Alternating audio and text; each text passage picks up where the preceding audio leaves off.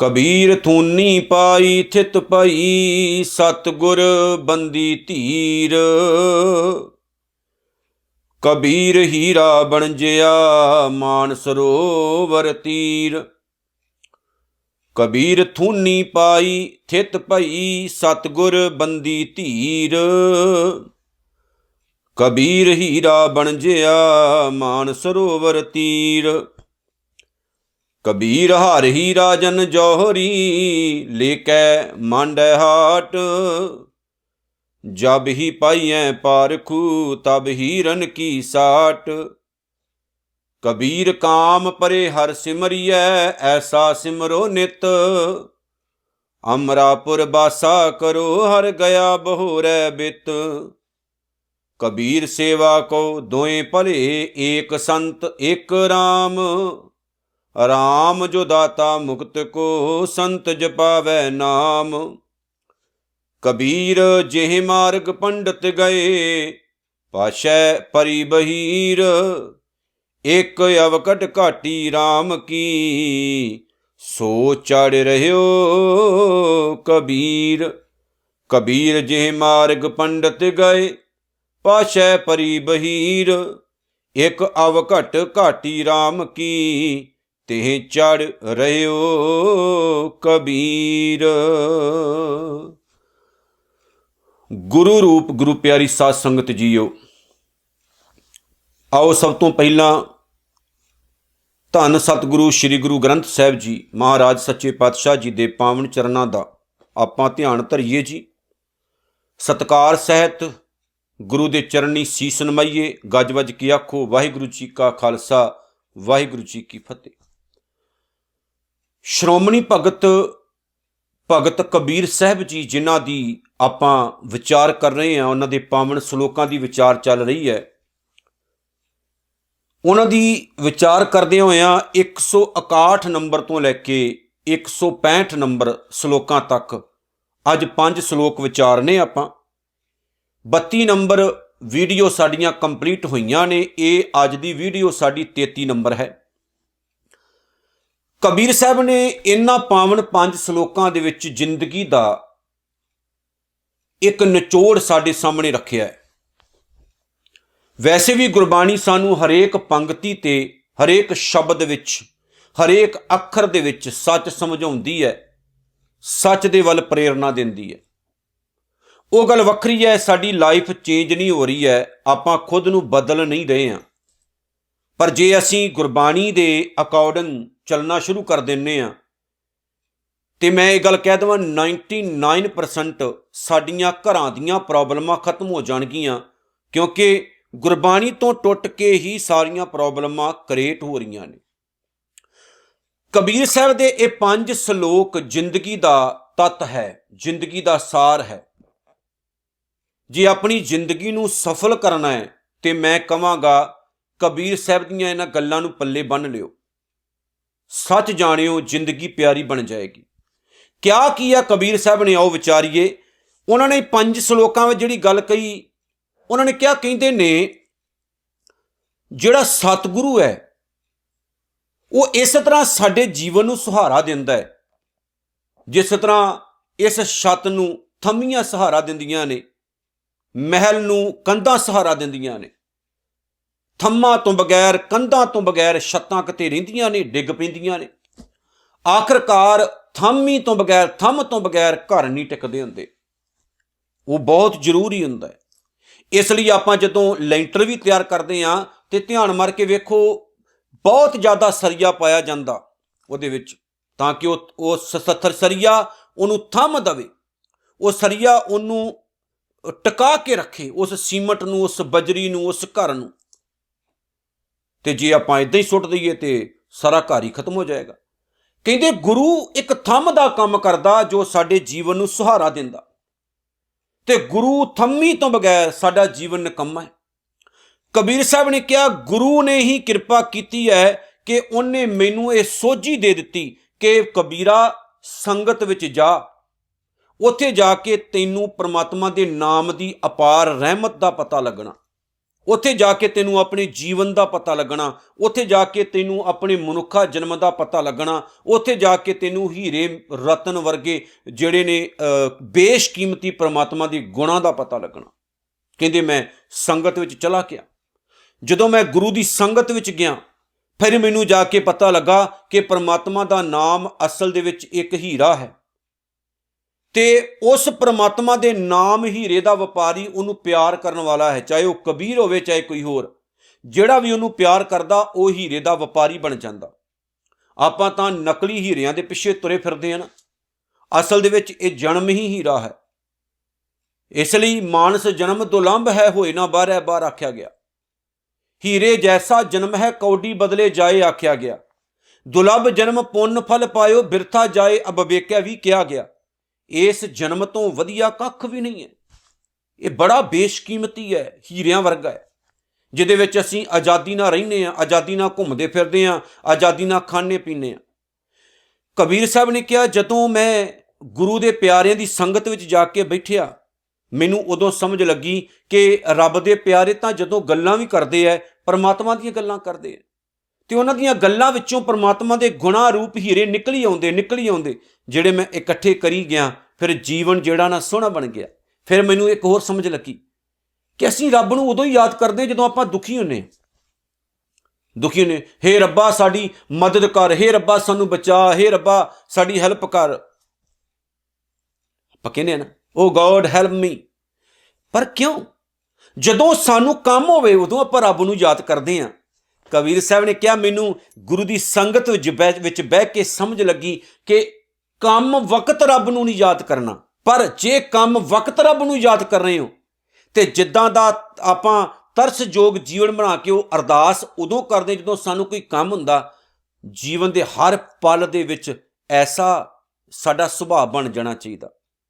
ਕੱਲਾ ਰੱਬ ਨੂੰ ਜਾਂ ਗੁਰੂ ਨਾਨਕ ਨੂੰ ਕੰਮ ਦੇ ਵਕਤ ਯਾਦ ਨਹੀਂ ਕਰਨਾ, ਇਹ ਗੁਰੂ ਨਾਨਕ ਮੈਨੂੰ ਤੇਤੋਂ ਕੰਮ ਪੈ ਗਿਆ, ਮੇਰੇ ਕਾਰਜ ਸੁਵਾਰ। ਨਹੀਂ, ਕਹਿਣਾ ਸਤਿਗੁਰਾ ਮੈਂ ਤੁਧ ਬਿਨ ਅਵਰ ਨਾ ਕੋਏ, ਮੈਂ ਤੇਤੋਂ ਬਗੈਰ ਕਿਸੇ ਜੋਗਾ ਵੀ ਨਹੀਂ ਹਾਂ, ਤੇ ਕੱਲਾ ਕੰਮ ਤੱਕ ਸੀਮਤ ਨਹੀਂ, ਮੇਰੀ ਜ਼ਿੰਦਗੀ ਤੂੰ ਹੀ ਸੋਹਣੀ ਬਣਾਉਣੀ। ਕਹਿੰਦੇ ਜਦੋਂ ਐਸਾ ਜੀਵਨ ਬਣੇਗਾ ਨਾ, ਫਿਰ ਤੁਹਾਨੂੰ ਖੁਦ ਨੂੰ ਨਹੀਂ ਪਤਾ ਲੱਗਣਾ ਕਿ ਕਦੋਂ ਤੁਸੀਂ ਅਮਰ ਹੋ ਗਏ। ਇਹ ਸਰੀਰ ਤਾਂ ਜਿਹੜਾ ਖਤਮ ਹੋ ਜਾਣ ਵਾਲਾ, ਪਰ ਤੁਹਾਨੂੰ ਪਰਮਾਤਮਾ ਕਦੋਂ ਅਮਰ ਕਰ ਦਿੰਦਾ। ਤੁਸੀਂ ਕਦੇ ਮਰਦੇ ਹੀ ਨਹੀਂ। ਕਬੀਰ ਕਦੇ ਮਰ ਗਏ ਨੇ? ਨਹੀਂ। ਰਵਿਦਾਸ ਸਾਹਿਬ ਮਰੇ ਨੇ? ਨਹੀਂ। ਗੁਰੂ ਨਾਨਕ ਸਾਹਿਬ? ਨਹੀਂ। ਕਿਉਂਕਿ ਇਹ ਹਮੇਸ਼ਾ ਜਿਉਂਦੇ, ਇਹ ਗੁਣਾਤਮਕ ਰੂਪ ਵਿੱਚ ਹਮੇਸ਼ਾ ਜਿਉਂਦੇ, ਜਿਨ੍ਹਾਂ ਦੇ ਅੱਜ ਵੀ ਲਿਖੇ ਹੋਏ ਬਚਨ ਸਾਡੇ ਜੀਵਨ ਨੂੰ ਸਹਾਰਾ ਦੇ ਰਹੇ ਨੇ, ਸੋਹਣਾ ਦੇ ਰਹੇ ਨੇ। ਇਹ ਤਾਂ ਹਮੇਸ਼ਾ ਜਿਉਂਦੇ, ਹਮੇਸ਼ਾ ਰਹਿਣਗੇ। ਅਸੀਂ ਮਰ ਮੁੱਕ ਜਾਣਾ ਕਿਉਂਕਿ ਅਸੀਂ ਕੁਝ ਚੰਗਾ ਕਰ ਹੀ ਨਹੀਂ ਰਹੇ, ਚੰਗਾ ਸੋਚ ਹੀ ਨਹੀਂ ਰਹੇ। ਇਸ ਲਈ ਕਬੀਰ ਸਾਹਿਬ ਨੇ ਕਿਹਾ, ਮੈਂ ਗੁਰੂ ਤੋਂ ਤੇ ਪ੍ਰਮਾਤਮਾ ਤੋਂ ਸਦਕੇ ਹਾਂ। ਜਿੱਥੇ ਮੇਰਾ ਅਕਾਲ ਪੁਰਖ ਵਾਹਿਗੁਰੂ ਪ੍ਰਭੂ ਪਰਮਾਤਮਾ ਮੈਨੂੰ ਵਿਕਾਰਾਂ ਤੋਂ ਮੁਕਤ ਕਰਦਾ ਹੈ, ਉੱਥੇ ਗੁਰੂ ਰੂਪ ਸੰਤ ਮੈਨੂੰ ਪਰਮਾਤਮਾ ਦੇ ਨਾਮ ਨਾਲ ਜੋੜਦਾ। ਕਿਉਂਕਿ ਇਹਨਾਂ ਦੀ ਸੰਗਤ ਤੋਂ ਬਗੈਰ ਮੈਨੂੰ ਰੱਬ ਦੇ ਘਰ ਦੀ ਸੋਝੀ ਵੀ ਨਹੀਂ ਮਿਲਣੀ, ਪਰਮਾਤਮਾ ਦੇ ਦਰ ਦਾ ਪਿਆਰ ਵੀ ਨਹੀਂ ਮਿਲਣਾ। ਇਸ ਲਈ ਕਬੀਰ ਸਾਹਿਬ ਨੇ ਕਿਹਾ, ਮੈਨੂੰ ਇੱਕ ਹੋਰ ਸਮਝ ਆਈ ਕਿ ਲੋਕ ਪਖੰਡਾਂ ਦੇ ਪਿੱਛੇ ਬਹੁਤ ਤੁਰਦੇ ਆ। ਮੈਂ ਦੇਖਿਆ ਲੋਕ ਪਖੰਡੀਆਂ ਦੇ ਪਿੱਛੇ ਤੇ ਪਖੰਡਾਂ ਦੇ ਪਿੱਛੇ ਜ਼ਿਆਦਾ ਲੱਗਦੇ। ਕਹਿੰਦੇ ਨੇ ਪਖੰਡੀਆਂ ਦੇ ਪਿੱਛੇ ਤੁਰਨ ਵਾਲਿਆਂ ਦੀ ਗਿਣਤੀ ਕੋਈ ਨਹੀਂ, ਭੀੜਾਂ ਲੱਗੀਆਂ ਪਈਆਂ। ਪਰ ਮੈਂ ਤਾਂ ਸੱਚੇ ਨਾਮ ਦਾ ਵਪਾਰੀ ਹਾਂ, ਤੇ ਮੈਂ ਜਦੋਂ ਆਪਣੇ ਪਿੱਛੇ ਗੌਰ ਨਾਲ ਦੇਖਿਆ ਕੋਈ ਵੀ ਨਹੀਂ ਸੀ। ਕਿਉਂਕਿ ਸੱਚ ਨੂੰ ਬੋਲਣਾ, ਸੱਚ ਨੂੰ ਸੁਣਨਾ ਤੇ ਸੱਚੇ ਮਾਰਗ ਉੱਤੇ ਤੁਰਨਾ, ਇਹ ਵਿਰਲੇ ਵਾਂਝੇ ਲੋਕਾਂ ਦਾ ਕੰਮ ਹੁੰਦਾ ਹੈ। ਮਹਾਤਮਾ ਬੁੱਧ ਨੇ ਵੀ ਕਿਹਾ ਸੀ ਨਾ ਕਿ ਸਿਆਣਿਆਂ ਦੀ ਭੀੜ ਨਹੀਂ ਹੁੰਦੀ, ਤੇ ਜਿੱਥੇ ਭੀੜ ਹੋਵੇ ਉੱਥੇ ਬਹੁਤੇ ਸਿਆਣੇ ਨਹੀਂ ਹੁੰਦੇ। ਅਸਲ ਦੇ ਵਿੱਚ ਗੱਲ ਵੀ ਸੱਚ ਹੈਨ ਵਿਰਲੇ ਨਾ ਹੀ ਕਣੇ ਫੈਲ ਪਕੜ ਸੰਸਾਰ। ਇਸ ਦੁਨੀਆ ਵਿੱਚ ਵਿਰਲੇ ਨਾਮ ਦੇ ਵਪਾਰੀ ਹੈ, ਵਿਰਲੇ, ਸਾਰੇ ਨਹੀਂ।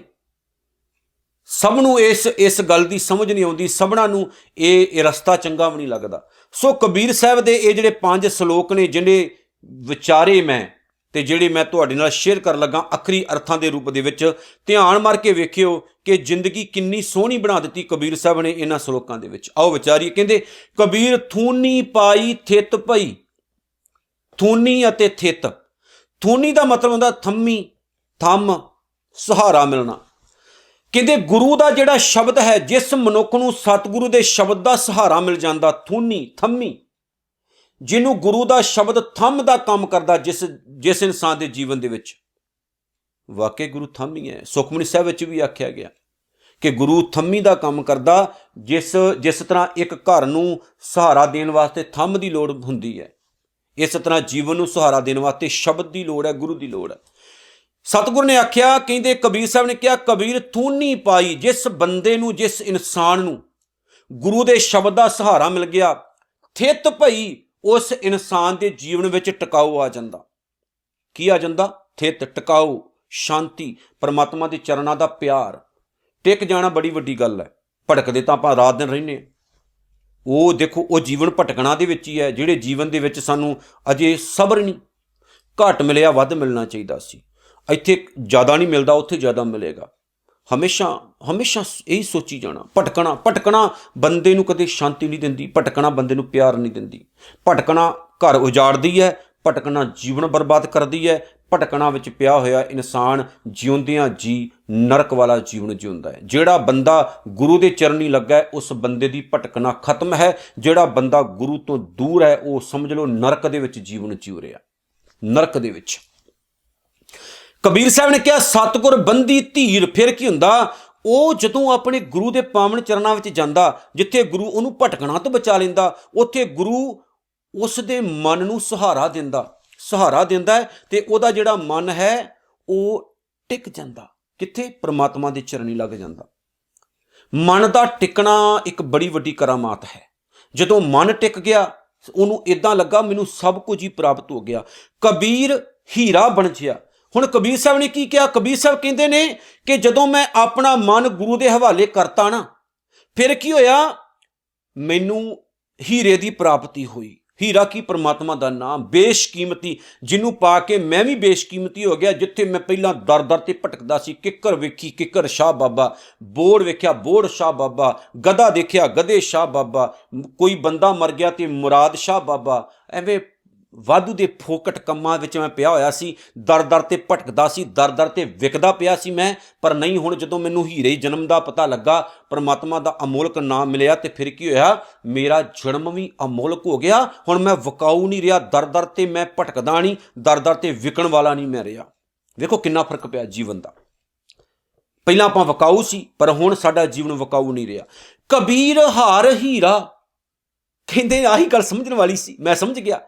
ਕਬੀਰ ਸਾਹਿਬ ਕਹਿੰਦੇ ਪਰਮਾਤਮਾ ਹੀ ਹੀਰਾ ਹੈ, ਵਾਹਿਗੁਰੂ ਹੀਰਾ ਹੈ। ਉਹਦਾ ਨਾਮ ਮੰਨ ਲਓ ਅਮੋਲਕ ਹੀਰੇ ਵਰਗਾ ਹੈ। ਜਨ ਜੌਹਰੀ, ਤੇ ਉਹਦਾ ਜਿਹੜਾ ਸੇਵਕ ਹੈ, ਉਹਦਾ ਵਪਾਰੀ ਹੈ। ਲੈ ਕੇ ਮਾਂਡੇ ਹਾਟ, ਇਹ ਹੀਰਾ ਹਾਸਲ ਕਰਕੇ ਉਹ ਆਪਣੇ ਹਿਰਦੇ ਨੂੰ ਸੋਹਣਾ ਸਜਾ ਲੈਂਦਾ।